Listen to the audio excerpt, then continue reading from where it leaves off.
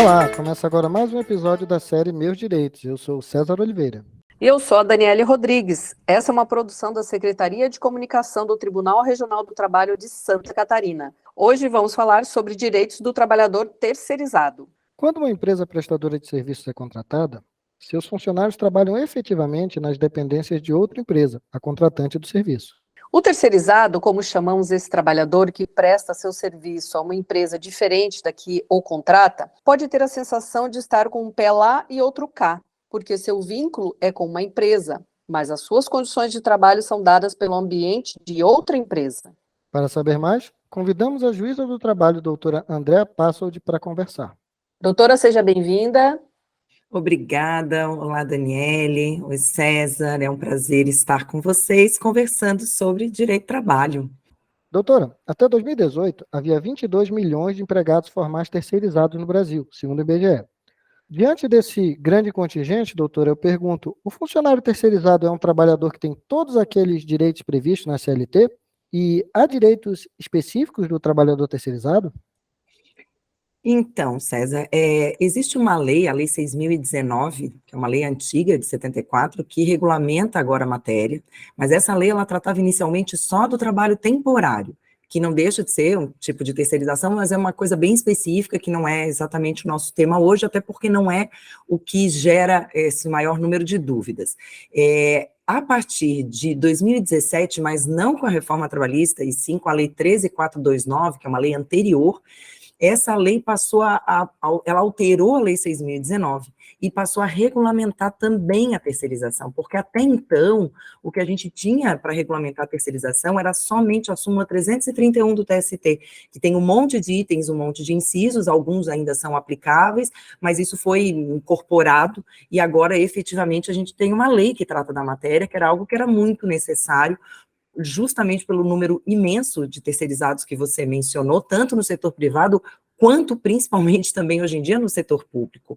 E a gente tem que lembrar que o terceirizado, a gente acaba usando essa expressão, mas ele é um empregado normal de uma empresa prestadora de serviços, né? Então, nós vamos ter uma empresa que tem no seu objeto social a prestação de determinado serviço, limpeza, vigilância, asseio, mas pode ser venda, pode ser construção, pode ser outras coisas, outras atividades, e o empregado dessa prestadora de serviços, ele é regido pela CLT, ele tem o seu contrato de trabalho registrado, todos os direitos que a CLT garante, só que a prestação de serviços que ele faz tem como quem vai aproveitar essa prestação de serviços não é a sua empregadora, é a que a gente chamava de tomadora e que hoje a lei chama de contratante. Depois, a reforma trabalhista, a Lei 13.467, trouxe mais algumas alterações, mexeu de novo com a Lei 6.019 e trouxe, por exemplo, a possibilidade de terceirização da chamada atividade fim das empresas contratantes ou tomadoras, que era uma coisa ainda um pouco discutida, embora o STF já tenha reconhecido há bastante tempo, já vem tratando bastante sobre a matéria, como sendo algo possível perfeitamente. Então, é possível terceirizar, na prática, hoje em dia, qualquer atividade da contratante, e isso tem uma série de implicações, porque essa terceirização significa que vão ser pessoas não empregadas da contratante, que vão prestar o serviço lá. Uma coisa que a gente já discutia antes, e isso ficou mais forte, por isso que o STF já vinha dizendo que a terceirização da atividade fim é possível, é porque é um pouco difícil, às vezes, definir o que é atividade fim. Nem sempre é tão fácil, é tão óbvio. E muitas atividades que a gente acha que seriam as atividades principais de uma empresa, não são. E eu só vou dar como exemplo para vocês, quando a gente pensa numa fábrica, a gente pensa que a produção do produto final é a atividade principal daquela empresa, e isso não necessariamente é verdade. A empresa Nike, por exemplo, não fabrica nenhum tênis. A Nike não tem nenhuma fabricação de tênis. A atividade principal da Nike é distribuição e marketing, e o cuidado com a sua imagem. Então, se você for olhar o que é a atividade fim da Nike, que parece ser a fabricação de tênis, na verdade é essa distribuição das peças por todo o mundo, e também, principalmente, a utilização da marca com aqueles atletas todos que aparecem e tudo mais. E aí a lei 6.019, com essa alteração da lei 13.429 e com a 13.467, tem o que seria o conceito da terceirização, no seu artigo 4º, o que configura isso, essa prestação de serviços, que é essa transferência da contratante para uma outra empresa, dos serviços, das atividades, de algumas atividades que ela realiza, mesmo a sua atividade principal. E aí tem que ser uma pessoa jurídica, então terceirização é isso, é contratar uma outra empresa que, por sua vez, contrata empregados regidos pela CLT.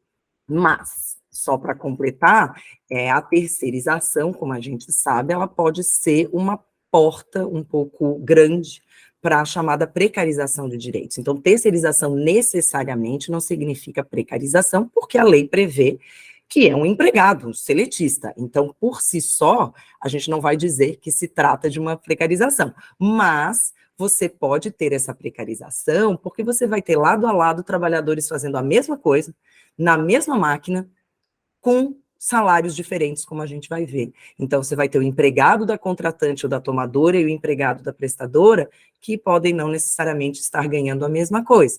E nós não temos um sistema de fiscalização efetivo para essas prestadoras de serviço.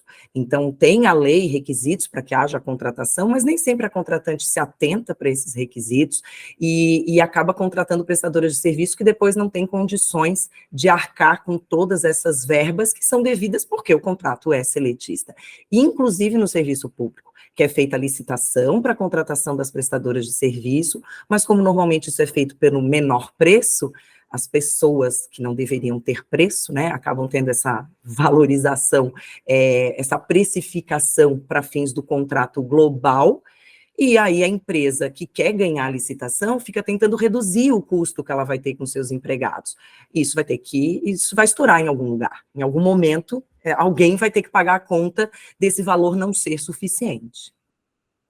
Doutora, aproveitando esse gancho, então, que a senhora comentou com relação aos salários, né, que pode ter, falando sobre a precarização, que pode acontecer numa terceirização, de ter dois funcionários trabalhando lado a lado, e um ganhando uma coisa, outro ganhando outra, e exercendo a mesma atividade. Como que fica essa situação, por exemplo? E uma outra pergunta, já embarcando nessa também, com relação aos direitos, em termos legais, quem que é responsável por esse terceirizado? É a empresa que contratou a outra empresa para prestar o serviço, ou a terceirizada que contratou diretamente esse trabalhador, né?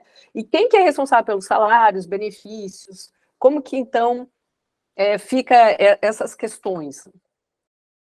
Bom, de acordo com a lei 6.019, já era assim também, de acordo com a súmula 331, o trabalhador ele vai ser contratado pela prestadora de serviços e ela contrata, remunera e dirige o trabalho realizado pelos seus trabalhadores, podendo inclusive fazer uma subcontratação. Então pode contratar outra empresa que aí vai contratar empregados. Isso é claro que causa um certo estresse na gestão desses contratos e na própria gestão dos trabalhadores, mas essa é uma previsão legal. Claro que nós estamos falando aqui de quando a terceirização é lícita, então dentro de uma terceirização lícita é assim que vai acontecer. Se verificar que quem na verdade está dirigindo o trabalho diretamente, exercendo o poder diretivo, é a contratante, que é ela que está fazendo pagamentos diretos, por exemplo, aí a gente está falando de outra coisa, a nossa terceirização aí está com um problema.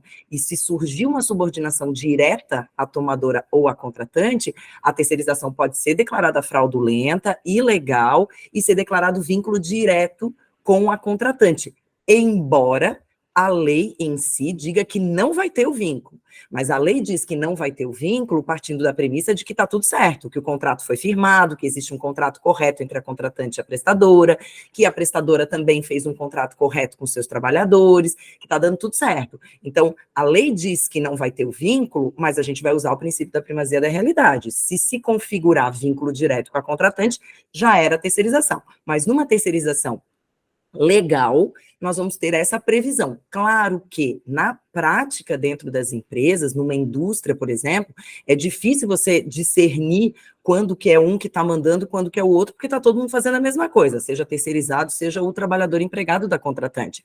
Isso sempre foi uma questão a ser discutida, mas, segundo o legislador, isso, em princípio, não teria problema, desde que tenha um superior, um supervisor da contratada, que é a prestadora de serviços, que fica ali trabalhando junto. Então, a rigor, essa vinculação vai ser feita com a contratada, que é a prestadora de serviços. Vejam, é para isso que a prestadora recebe valores. Então, a gente tem que lembrar que é firmado um contrato. A prestadora de serviços, ela tem no seu objeto social isso, prestação de serviços de limpeza, vigilância, conservação, fabricação, o que quer que seja.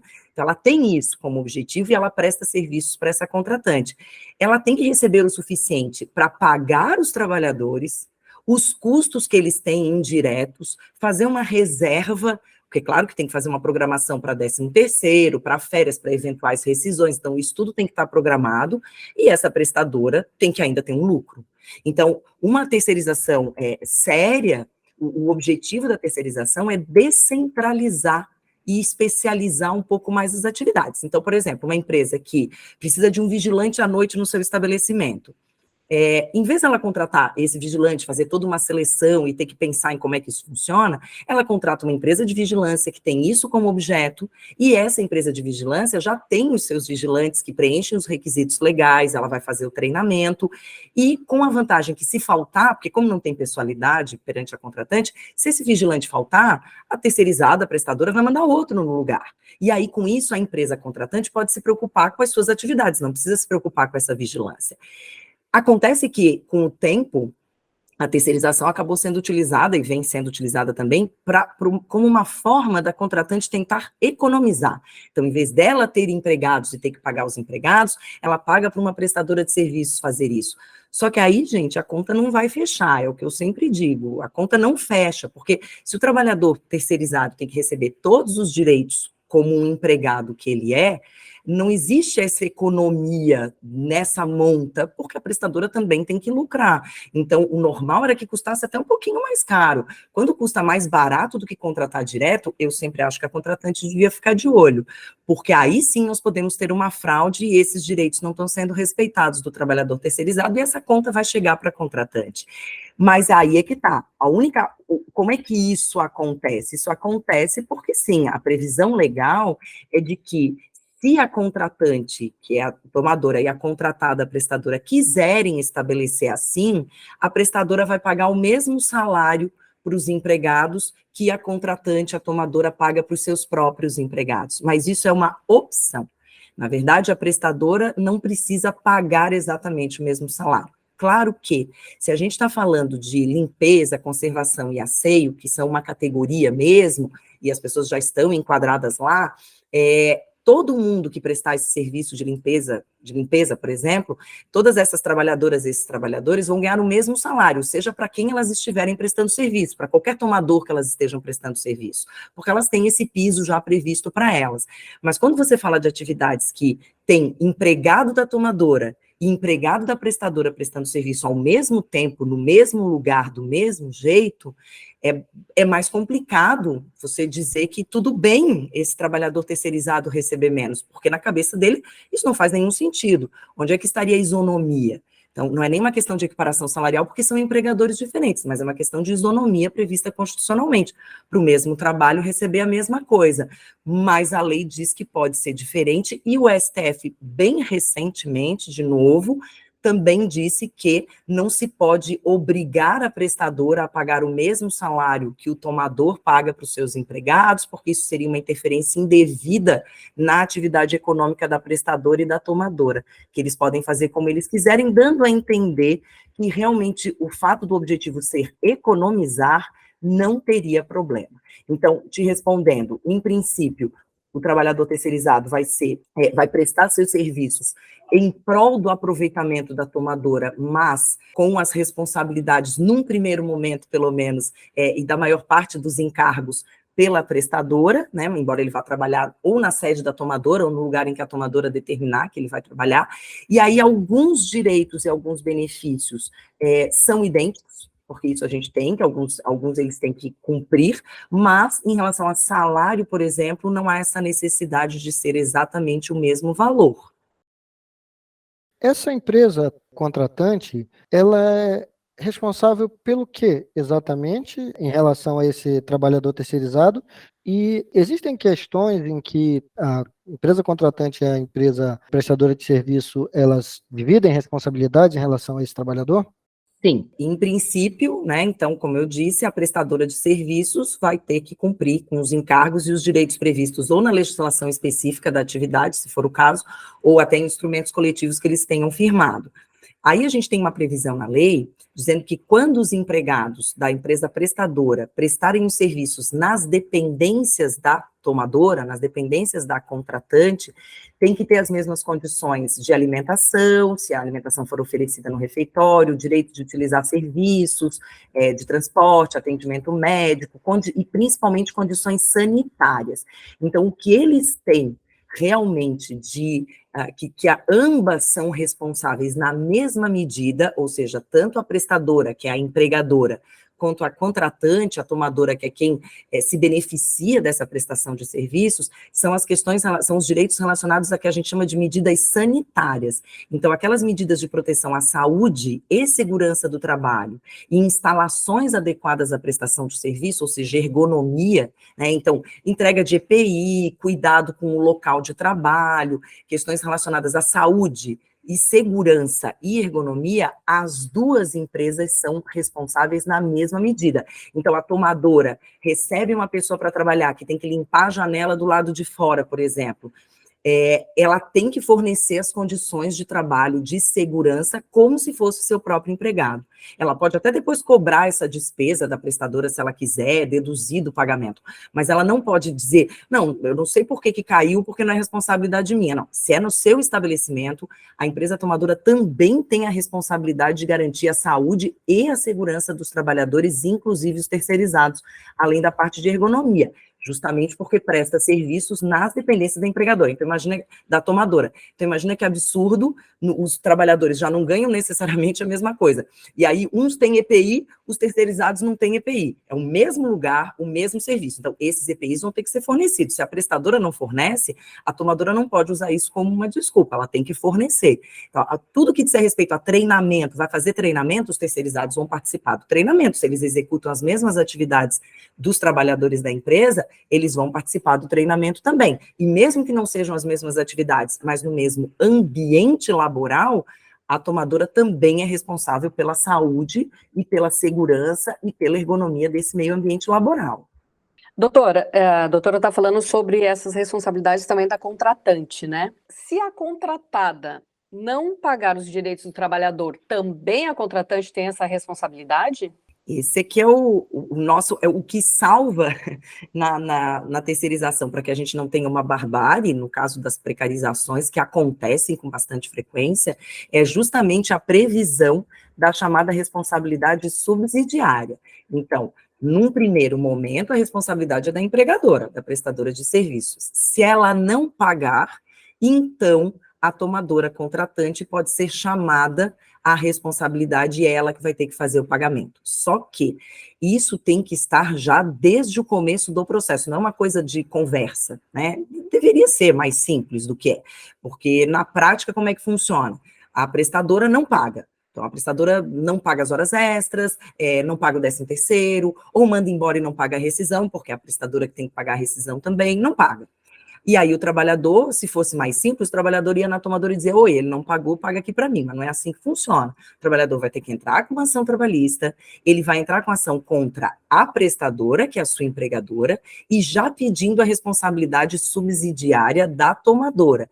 E aí, ao longo do processo, primeiro a gente vai tentar fazer, nós do judiciário, com que a prestadora pague, e se a prestadora não pagar, então a tomadora, como responsável subsidiária, vai ser chamada a fazer o pagamento. É muito comum que nas ações a gente já tenha acordos, por exemplo, quando tem condomínio como responsável subsidiário, às vezes o próprio condomínio já segurou um pouco dos valores, já tem ali uma reserva para pagar, tem empresas tomadoras que fazem reserva, o contrato já prevê uma reserva, então eles já fazem o pagamento direto, e aí não precisaria tanto da ação, mas em geral, infelizmente, o trabalhador tem que entrar com a ação, invocar o parágrafo 5º do artigo artigo e mencionar a lei para pedir a responsabilidade subsidiária. Se ele só entrar contra a prestadora, depois ele não pode mais cobrar da subsidiária, ele escolheu cobrar só da prestadora. E, infelizmente, às vezes isso acontece, porque é muito comum ficar prestando serviço para a mesma tomadora, só que mudando a prestadora. Aí ele não quer se queimar com a tomadora, porque ele não quer sair daquele lugar, fica mudando a prestadora, ele só entra contra a prestadora. Ele provavelmente não vai receber nunca, porque essas prestadoras, em geral, elas quebram mesmo. Quando elas são ruins de verdade. As boas prestadoras que estão no mercado há um tempão e que pagam adequadamente, quando tem discussão de alguma coisa, um banco de horas que deu errado, uma insalubridade que está sendo discutida se é devido ou não. Então, diz menos respeito a verbas totalmente sonegadas e mais discussões jurídicas normais de ação trabalhista. Quando são verbas mesmo ali diretas sonegadas, dificilmente a prestadora vai ter valores e aí vai ter que ser cobrado da tomadora naquele mesmo processo. Lembrando que isso tudo para iniciativa privada. Se a tomadora for o serviço público, for a administração pública, tem que comprovar que a administração pública teve culpa, ou na contratação, ou na fiscalização do contrato. Aí essa é uma outra discussão que o STF ainda não definiu exatamente, porque o TST já tinha decidido de uma certa forma, mas o STF não decidiu ainda quem é que tem que fazer essa prova. Se a administração é que tem que provar que não teve, que agiu com diligência, que tomou todos os cuidados na contratação, que fiscalizou, ou se é o trabalhador que tem que fazer a prova de que a administração não fez nada disso. A tendência no TST é de dizer que a prova é da administração, porque ela tem a maior capacidade de prova, né? Para ela é mais fácil ter essa documentação do que para o pobre do trabalhador, que geralmente é um terceirizado que trabalha na área de limpeza, de conservação, então para ele é ainda mais difícil buscar esse tipo de documentação e fazer a prova. Então nós temos a responsabilidade subsidiária, sim, e quando a gente tiver acidente de trabalho ocorrido nas instalações, no estabelecimento da tomadora, nesse caso a responsabilidade não é subsidiária, a responsabilidade é solidária, o TST já vem entendendo assim. Então, se o acidente acontece no ambiente da tomadora, como eu disse que a tomadora também tinha responsabilidade pela segurança do trabalhador terceirizado, nesse caso a responsabilidade dela não é subsidiária, então não é só se a prestadora não pagar, é uma responsabilidade solidária. Ela tem que pagar, a prestadora sendo chamada para pagar antes ou não sendo, não tem uma ordem de preferência, a responsabilidade é direta dessa tomadora nos casos de acidente de trabalho típico. E quando acaba o contrato entre a prestadora de serviço e a empresa contratante, esses funcionários terceirizados, eles são demitidos? E como é que funciona o desligamento desses trabalhadores terceirizados? Essa é uma situação que deixa a gente sempre muito preocupada, porque, veja, a rigor, a prestadora de serviços é uma empresa que existe regularmente e ela tem contratos com diversas tomadoras. Então, se uma tomadora dessas rompe o contrato com a prestadora, ele vai alocar, a empresa prestadora deve alocar os seus empregados para outra tomadora que ela tem. Isso é o que deveria ser em princípio. Na prática, tem prestadora que tem cliente único. Então, às vezes, inclusive, uma prestadora é uma empresa que se montou, se criou especificamente para um determinado contrato, para um determinado cliente. Aí o que acontece? Se a tomadora não quer mais aquela contratação, essa prestadora não tem mais o que fazer com aquelas pessoas. Não tem um lugar para alocar essas pessoas para trabalho. Deveria ter, porque ela deveria ter vários contratos e isso não deveria afetar o trabalhador. Muitas vezes a tomadora é uma empresa que tem estabelecimentos no Brasil inteiro, e aí só encerra o contrato em Santa Catarina, por exemplo. Mas em Roraima ainda tem a contratação. Claro que a pessoa que foi contratada aqui não vai ter condição de ir para Roraima prestar esse serviço lá. Então, se a prestadora não tem como alocar esses trabalhadores, ela vai despedir os trabalhadores pagando todas as verbas rescisórias. E é por isso que eu disse no começo que às vezes a conta não fecha, porque se for mandar embora um trabalhador, é uma coisa, se manda embora 20 trabalhadores de uma vez só, tem que ter o valor para pagar todas essas rescisões. E às vezes na rescisão que foi com a tomadora, foi ruim. Pode ter sido por culpa da prestadora, a tomadora pode ter até colocado uma multa, imputado uma multa pelo descumprimento contratual, o valor que vem sendo pago pela tomadora às vezes não está sendo suficiente, não vai ser suficiente para o pagamento dessas verbas rescisórias, e essas verbas rescisórias têm que ser pagas se a prestadora não tem mais onde colocar aquela trabalhadora em outro local de prestação de serviço. Então, não existe uma garantia para o trabalhador de que ele vai continuar prestando serviço se for rompido o contrato de terceirização, mas Também não está dito em nenhum lugar que automaticamente acaba o contrato do trabalhador com a prestadora. Se a prestadora não consegue alocar, ela vai fazer a despedida sem justa causa e vai ter que fazer o pagamento de todas as verbas. Se ela não pagar, aí voltamos à responsabilidade subsidiária. O trabalhador vai entrar com a ação, colocar a tomadora como responsável subsidiária e esperar o final do processo para poder cobrar da subsidiária se a prestadora não pagar. Tem empresas tomadoras que já fazem uma reserva, então, até para pagar essas rescisórias, para ter certeza de que as rescisórias vão ser pagas, mas o mais comum, infelizmente, não é que isso aconteça. Então, a prestadora, ela tem que pensar nisso também quando ela cobra os valores todo mês da tomadora, porque pode ser que ela tenha que mandar embora aquelas pessoas e ela vai ter que pagar aquelas rescisórias, vai ter que ter depositado o FGTS, pagar a multa do FGTS também. Então, isso tudo vai fazer parte daquela contratação. Para nós, é uma tristeza quando a gente vê uma prestadora que quebra e vem aquele monte de ações porque a prestadora mandou embora porque a tomadora rompeu o contrato com a prestadora. O trabalhador não tem nada a ver com isso, ele não pode correr o risco do empreendimento, né? E ele precisa daquelas rescisórias justamente porque ele ficou sem emprego e ele já geralmente recebe um valor menor do que seria o valor se ele trabalhasse na tomadora.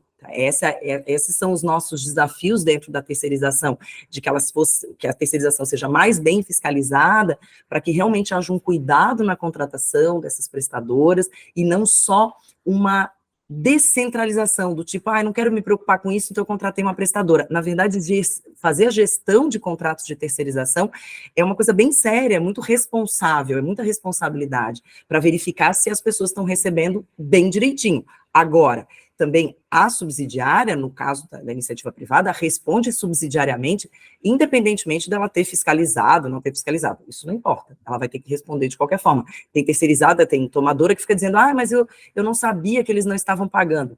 Isso faz parte do risco do negócio. Na hora que você terceirizou, você não queria mais se incomodar. Pois é, mas não é bem assim que funciona. Doutora, então realmente tanto a contratante quanto a contratada precisam se preocupar, né, com a situação do trabalhador, né? Só porque terceirizou não significa que é só responsabilidade da contratada, né, de fazer essa gestão, não só do pessoal, mas também essa gestão financeira.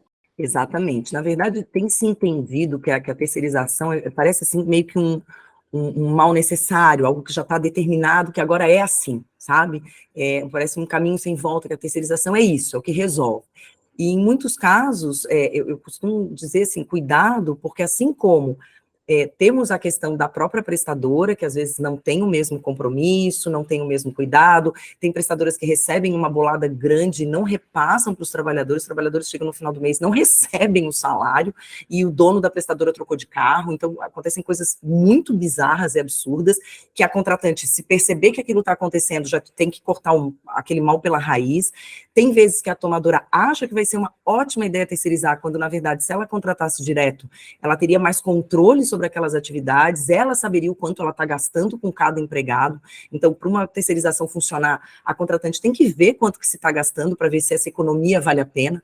E se não for uma questão de descentralizar, por ser uma atividade muito específica, claro que eu também acho que vigilância é importante terceirizar, eventualmente limpeza também, mas determinadas atividades não faz muito sentido terceirizar só porque acha que vai pagar mais barato, às vezes é uma atividade fim, e o que acontece?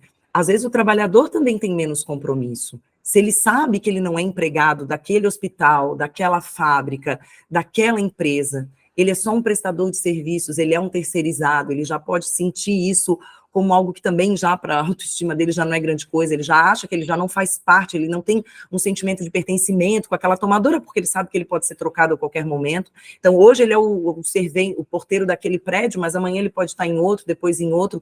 Então, como será que ele mesmo vai prestar esse serviço? Será que ele também se sente com o mesmo compromisso que alguém que é empregado, registrado por aquela contratante, por aquela que utiliza dos seus serviços?